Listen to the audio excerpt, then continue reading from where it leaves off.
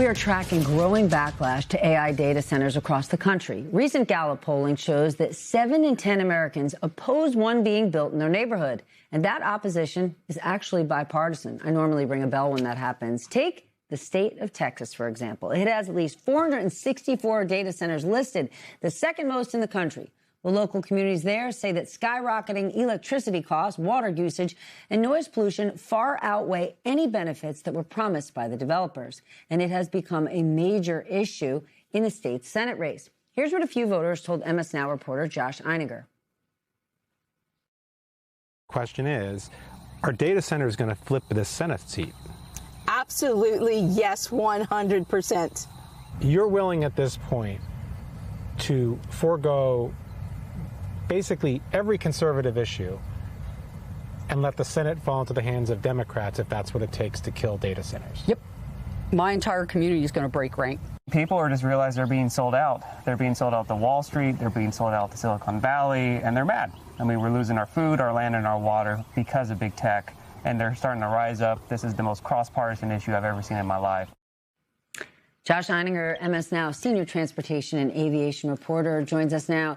Tell us more about what you heard from the community. I mean, right there, the woman said, we're all going to break rank. Break rank. You know, they weren't really promised much of anything. All of a sudden, these data centers started arriving. And, you know, it's not really clear what the benefits are. No one's actually presented any potential benefits to these folks. What they've gotten is higher electricity bills. We talked to one lady whose bill tripled per month, you know, $200 to $600 per month. They have noise all across their neighborhood if they live too close to one of these places. And the real thing they're very concerned about is their lack of representation. They feel like they've elected officials at the local level, at the state level, and in Washington. And, you know, at every level, these data centers are being supported, except for at the grassroots. And why are they being supported? Because these cities and states want to have the data centers there, because so many of them are in opportunity zones. So the developers aren't even paying big taxes. No, they're not. They're not. Look, I mean, let's be clear. These things need to be somewhere. You know, we all have these devices. We all use AI and we're in the cloud. And it's not actually just in the air. They are computers that have to be somewhere, right? It's cheap. There's open land. And a lot of these states, and these are initiatives that are supported explicitly by the president. A lot of red states have welcomed them with open arms, specifically Texas. Governor Abbott has made it very, friendly to these companies to come in. And then the counties, the unincorporated counties, are basically fighting to get these companies to come in. They give them tax abatements. They pay less in taxes than they would if they were just to, set up shop on their own. They come in, they buy up a ton of land for a big premium to the lucky ranchers who happen to be where they want to be. And everybody else says they're just paying the price. I want you to stay put for just a minute. Don't go anywhere. But I want to bring into the conversation consumer advocate Erin Brockovich. She's the author of the Brockovich Report newsletter on Substack. It is a must-read, but you most likely know this name from the very famous movie in 2000 starring Julia Roberts, which brought her fight against an energy giant over groundwater contamination in California to the big screen. She is an extraordinary woman. We are lucky to have her here. She launched a new public tracking website where residents can report concerns about data centers in their own communities. Erin, it is great to see you. This work you're doing is something else. You have been mapping the construction of these new facilities and found that transparency, no surprise, is lacking across the board. Yeah. Hi, Stephanie. It's nice to see you. Yes, that's exactly what's going on. I've been listening to, your discussion currently, and that's exactly what people are reporting to me. What had happened was I got overnight 30 emails from the same community with a concern. So I'm one of those people that likes to see the bigger picture. So I decided to create a map where people could self-report who were living in and around these facilities, what was going on in their own backyard. And I was shocked to see within 3 days that 49 states were all reporting the exact same issues that you are and the concerns that they had.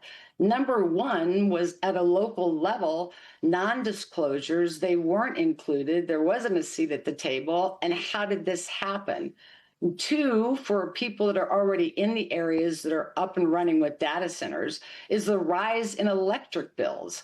And everyone has the same concern about What about the water? What about the loss of land? Noise is a big issue in the ones that are running and affecting people. What's going to happen to the wildlife? So there's so many unanswered questions at the community level, not getting it from the city council. And as you showed tonight, they're upset.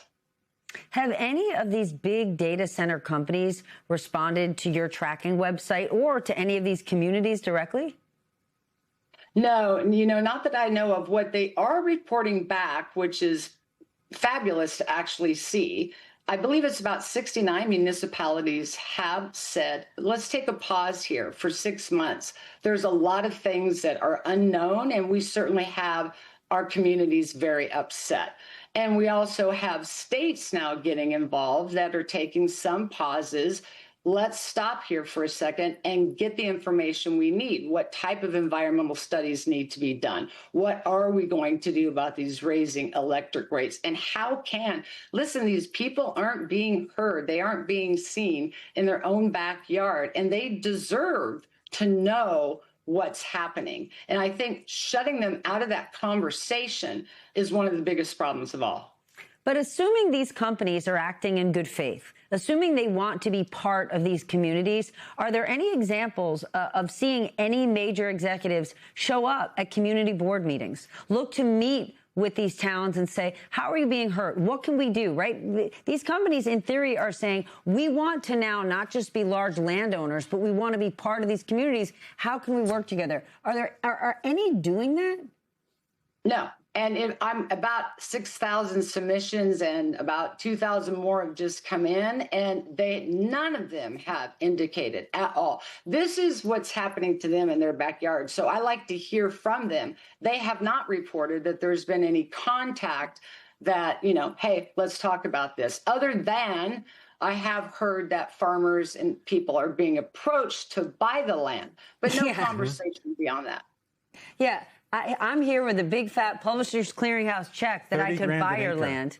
Okay, but isn't that let's just think if I was moving next door to you, I'd come over with an apple pie, right? So they're saying, I'm this big, massive data center. Yes, I'd like to cut you a check because I want your land. Right. But Erin, the next door neighbor, she can go fish. Have any companies responded to your reporting? So there's an organization called the Data Center Coalition, which is sort of like the lobbying arm that represents a lot of the companies behind these businesses. Mm-hmm. And we've been talking to them for the last couple of weeks. When it came time to respond to us for today, we have not yet gotten an official response. I will say, Steph, that there's been a move in the last, recent past.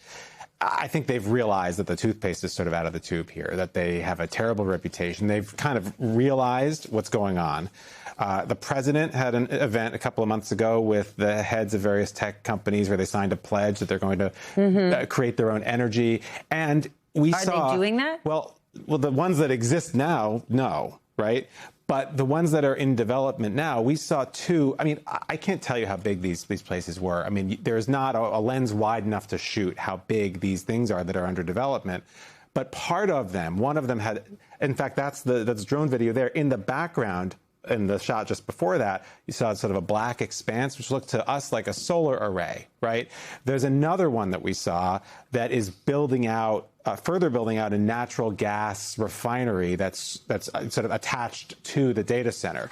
So this is the new trend. They're trying, they say, to generate their own power. But who's regulating it? Who's watching? Are they going to be net zero in the end, or are they still going to go to the power grid? These are the big question here is there's no transparency. No one knows what's going on who actually lives there. And that is why the people we talk to, they're fed up and they're willing to vote for sort of anyone who might solve the problem. There's not a lens wide enough to shoot. Erin, what are you hoping to achieve with this website? Why are you doing this? It's just it's a place for self-reporting. People everywhere don't always have a place where they can go self-report. And when these communities get involved in these actions, oftentimes they don't feel they're support it at all. But when they come to the map and they see so many people are reporting, they can see the statistics that we're pulling out based on what the people are telling us is happening in their backyard, they almost feel like somewhat relieved. I'm not alone in this. And it's very obvious. You know, we all can kind of get stuck in our own little area or bubble and not always thinking that this is affecting everyone else. So for them to be able to self-report what's happening in their backyard and see that they are far from alone in this issue, it's the whole country. And so that gives them some support. We're monitoring it. We're taking in information. We're learning.